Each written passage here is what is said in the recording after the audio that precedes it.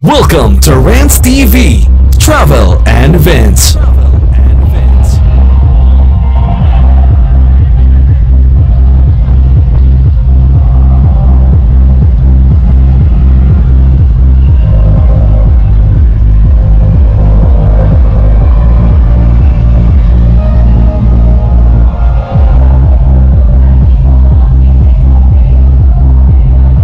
Guys, samahan niyo akong mamasyal dito sa Luneta Park or Rizal Park. At napakaganda na dito guys. Ito na yung bagong mukha ng Rizal Park. At ang dami na ngang namamasyal dito guys, oh, kahit medyo mainit na. Time check 5 PM local time. So ito yung mukha ng Rizal Park ngayon guys as of August 9, 2024. Ayan, pasyal tayo guys. Guys, ito yung dating area ng Philippine map. Kung natandaan nyo guys, ganito na siya ngayon. Tinambakan na yun guys. At yan yung LRT1. So ganito na ngayon siya guys. Ito na yung bagong mukha ng Luneta or Rizal Park. Yan guys, oh, napakaganda no. Mas maganda yata ngayon guys eh.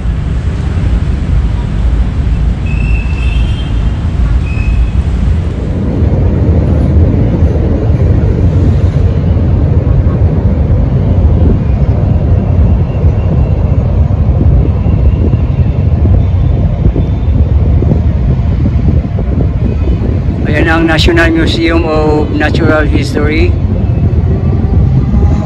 Dito mismo sa area na to guys, yung Philippine map, tinambakan na nga nila. Ito na ngayon. Mas maganda guys, for me mas maganda ngayon kasi mas nagagamit siya eh. Mas lumawak. Diyan naman ang National Museum of Anthropology. Ayan, so ganda na dito guys. Perfect dito mamasyal, lalo na kung kasama mo ang iyong pamilya at mga kaibigan of course. Napakataas sa building na nakaharang sa Rizal Monument. Yan guys, napakalaking monument ni Lapu-Lapu at hindi pa natatapos. Grabe guys, oh, nakaka-amaze, sobrang laki. At yung likod niyan guys, yan yung dating Philippine map na tinambakan na. Ayan oh, marami nang naglalakad doon kung nakikita nyo.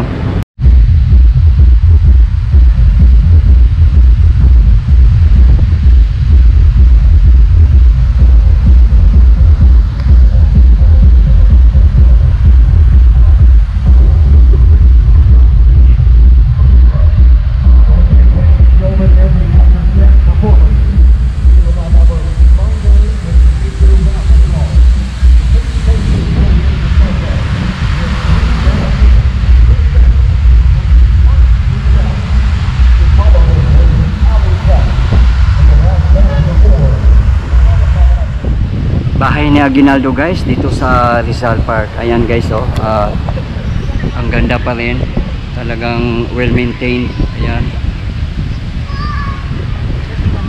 buong buo pa rin guys.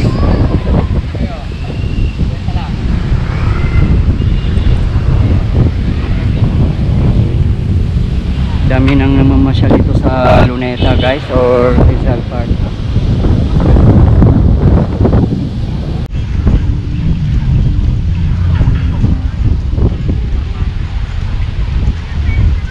Sobrang ganda mo masyal ito guys, oh, napaka mahangin. Talagang perfect place to for family.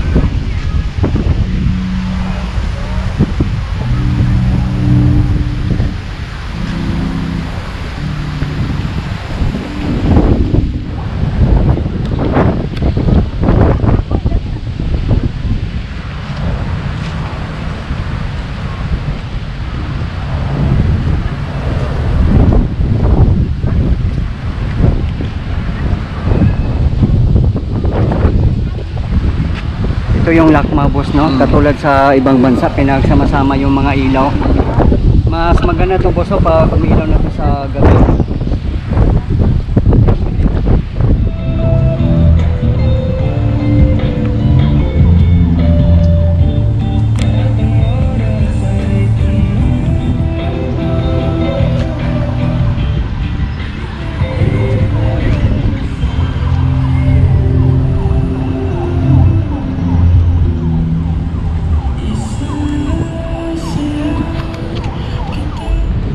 Pasok tayo dito sa Chinese Garden, guys.